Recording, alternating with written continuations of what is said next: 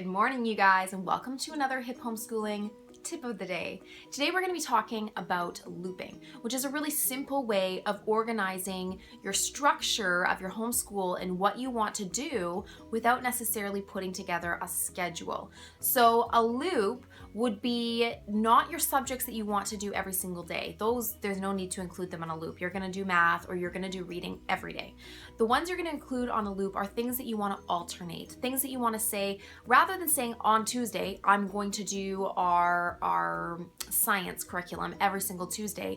The problem with that method, which I'm sure many of you know and have come across, is that maybe on that Tuesday the kids were sick and the next Tuesday you had a doctor's appointment and all of a sudden you're coming to the end of the month and you're thinking, man, we've hardly done science because we just haven't been available on the days that I had it scheduled. So instead, looping is a really great way of kind of organizing those subjects that you want to alternate. It's also a great way of fitting in some of those things that maybe you naturally wouldn't. It's not going to give you more time in your day. It's just going to make sure that you follow things on a rotation of how you want to do them. So let's show you an example of my loop. So this is an example of a loop. You guys, you can use this for so many different things. This is more, this is actually a really simple one that I did. But you can see here that I have cultural studies, and then in between that, the next day, whatever day that might be, we're gonna be doing delight-directed learning. So I've incorporated a lot of delight-directed learning because I want my kids to, I wanna make sure that I am approaching this. I wanna make sure that I'm basing my kids' education off of their interests because that's something that's a value of mine. So I have it all interspersed throughout, and you can do that. You can set up your loop where you have, subjects that you just want to do once in a while, and the ones that you want to repeat more often, you can fill those in.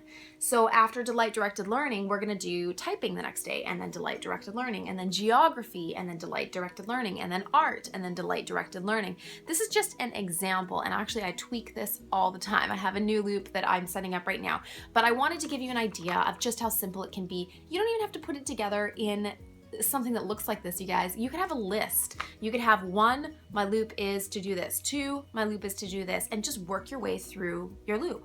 It's a super simple way of organizing your day.